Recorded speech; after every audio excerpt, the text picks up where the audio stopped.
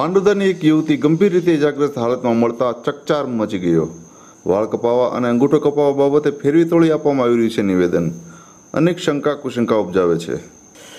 માંડોદરાની એક શિક્ષિત યુવતીને વાળ કપાયેલ અને કાન અંગૂઠો કપાયેલી હાલતમાં 108 મારફતે ગરડાની સરકારી હોસ્પિટલ ખાતે લાવવામાં આવેલ। વધુ સારવાર માટે ભાવનગર લાલ દવાખાના અને ત્યારબાદ વધુ સારવાર માટે વીએસ હોસ્પિટલ અમદાવાદ ખાતે ખસેડવામાં આવેલ। આ યુવતીને ઈજા થવા અંગે કારણ પૂછતા જાણવા મળે છે કે એક ફોર વ્હીલ સાથે ટક્કરથી આ અકસ્માત સર્જાયો હતો, પરંતુ અમદાવાદ વીએસ હોસ્પિટલ ખાતે તેઓએ આ નિવેદન ફેરવી તોડ્યું હતું અને જણાવ્યું હતું કે એક ફોર વ્હીલમાં તેઓનું અપહરણ થયું હતું અને 3-4 શખ્સોએ સાથે મળી અપહરણ કરી અને ઈજા પહોંચાડી હતી। જ્યારે આ ગૂંચવણભેરા નિવેદનોથી પોલીસ તંત્ર દોડતું થયું હતું। પોલીસ દ્વારા સઘન તપાસ દરમિયાન જાણવા મળ્યું છે કે યોગેશ વાઘેલા નામના એક યુવક સાથે તેમને પ્રેમ સંબંધ હતો। તેનો ખાડા બોરિંગ બનાવવાનો વ્યવસાય હતો। આ યુવતી સાથે તેઓ બોરિંગ જોવા માટે કૂવામાં ઉતર્યા હતા અને તે દરમિયાન અકસ્માત સર્જાયું હતું તેવું પોલીસ તપાસ દરમિયાન જાણવા મળ્યું છે।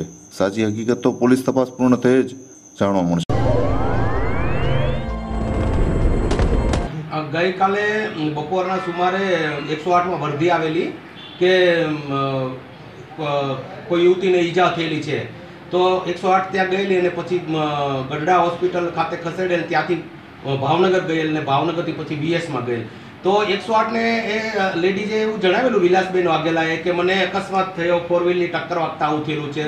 ત્યાં ભાવનગર ખાતે પણ એવું જ જણાવેલું, પરંતુ અમદાવાદ વીએસ ખાતે એમણે એવું જણાવેલું કે મને એમ કે હું જતી હતી ત્યારે કારમાં 3-4 જણા આવ્યા ને મને અપહરણ કરીને લઈ ગયા ને એ દરમિયાન મને આ ઈજાઓ કરી, એ દરમિયાન હું બેભાન થઈ ગઈ અને પછી બેઠી હતી ત્યાં એક ભાઈ મારા ગામના આવ્યા અને મને 108 બોલાવીને સારવાર માટે લઈ ગયા। એટલે આ ગુના માટે અમે અમારા પીએસઆઈને તથા ડીવાયએસપીને વીએસ હોસ્પિટલ અમદાવાદ ખાતે મોકલેલા અને અમે પણ અહીં ગઢડા પોલીસ સ્ટેશન આવી અને આ ગુનાની ગંભીરતા સમજીને તપાસ ચાલુ કરેલી। તો અમે જે ભાઈએ યોગેશભાઈ વાઘેલા કરીને તળપદા કોળી છે એમને કોલ કરેલો, એટલે એમને પૂછપરછ કરતા એને કે મેં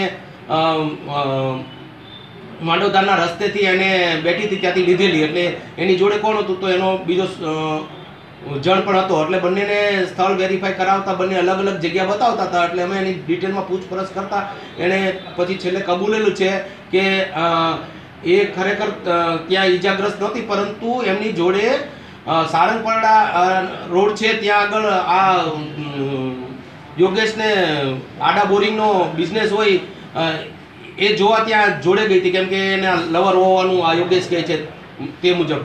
અને એ બંને કૂવામાં ઉતરેલા કે કઈ રીતે આડા ડાર થાય છે તે, અને એ દરમિયાન ડાર ચાલુ કરેલા ત્યારે એ વધુ નજીક જવાથી કે જે રીતે અકસ્માત થવાથી એના વાળ એના અંદર આવી ગયા અને એનો કાન પણ જોડે જતો રહ્યો અને આ અંગૂઠો પણ કપાઈ ગયેલો છે, એવી હકીકત ઇન્વેસ્ટિગેશન દરમિયાન ફલિત થયેલ છે।